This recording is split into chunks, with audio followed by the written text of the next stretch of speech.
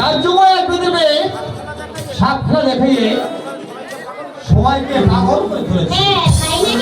হ্যাঁ, তাকে আসতে বলবো। হ্যাঁ,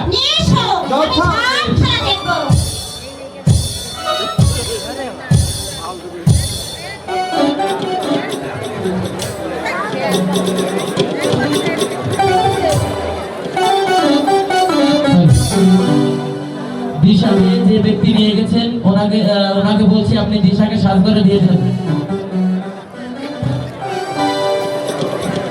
দিশা নাট্য সংস্থা দিশাকে যিনি নিয়ে গেছেন ওনাকে বলছি আপনি দিশাকে সাজ করে দিয়ে যান।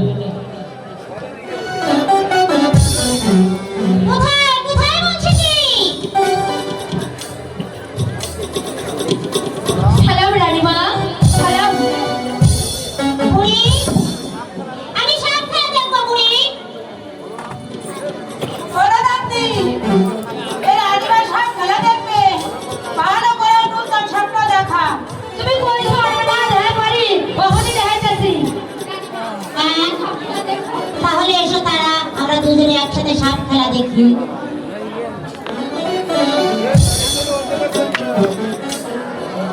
পুরানি সালাম পারে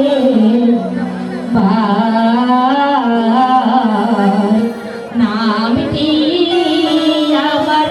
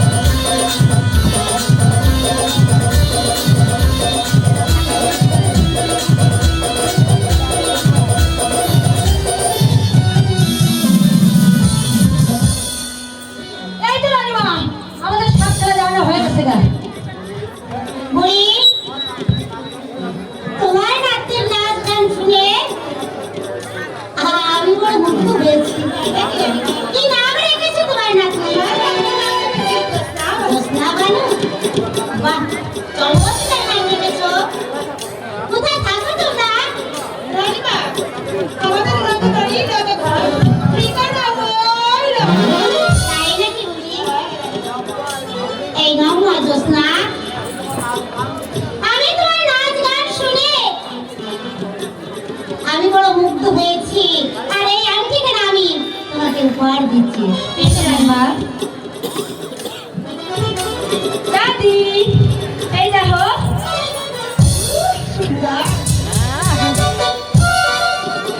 মমি বুড়ি তোমাদের খেলা আবার কবে দেখতে পাবো বুড়ি হ্যাঁ আমরা যখন প্রাপ্ত হতে আবার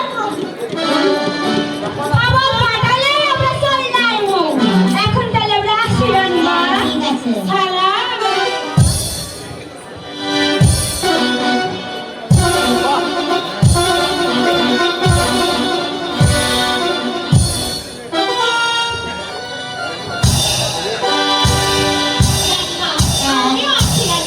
এসো তারা কি সুন্দর মেয়েটা মেয়েদের ঘরে জন্ম না নিয়ে যদি জ্যোৎস্না আমার মেয়ে হতো এখানে দাঁড়িয়ে কি ভাবছো বেগম?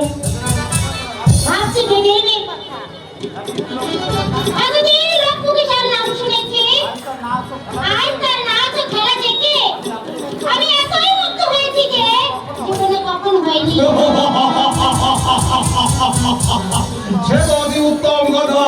যাক, ছেলের বিয়েটা অতি সত্তারি হয়ে যাক, তারপর না হয় আর একদিন ওই ছেলের মেয়ে জ্যোৎস্নার নাচ ও গান দেখা যাবে। ওই হাই, উজির সাহেব গন্ধর্ব বলে আসতে বলো। অনেক যে ভেবে চিন্তে দেখলাম পুত্র আমাদের বিয়ের উপযুক্ত হয়েছে, তাই তো শোনাচ্ছিলাম। হ্যালো উজির সাহেব, আমার ছেলে আনোয়ারের সঙ্গে আপনার কন্যা তারা বানুর বিয়ে দিতে চাই। আশা করি এই কথায় আপনি কোনো রূপ অমত প্রকাশ করবেন না। এতদিন আমি এই কথা ভাবছিলাম, কিন্তু ভয়ে ভয়ে আমি বলতে পারিনি। আর তাছাড়া আনোয়ারের সঙ্গে তার অনেক দিনের ভাব ভালোবাসা, এটা আমার থাকবে কি করে চাপ না। তাহলে আর দেরি নয়, দিন দেখে বিবাহের 3 তারিখ ধার্য করুন। কেননা বুড়ো হয়েছি, কখন যে আমার পরবারে ডাক এসে যায়। আপনার কথা আমি রাজি আছি যাব না, আপনি তারিখটা ঠিক করে ফেলুন। আগামী শুক্রবার দিন বিবাহের 3 তারিখ ধার্য করা হলো। যার এই সভায় গ্রহণ করেন কেউদিন সাহেব। যথাযথ যাব না। আপনার আদেশ আমি অক্ষরে অক্ষরে পালন করবো। আপনারা উভয়ে গ্রহণ করুন আমার অভিনন্দন। আমার এর মধ্যে ছোট গাওয়া থেকে বেশ ভাগ করে দিয়েছে, তাই এই বিয়েটা আমি ঠিক করেছি। আমি চাই পুত্রবধূ ঘরে এনে তারা সুখী হোক, তাতেই আমার পরম সান্ত্বনা।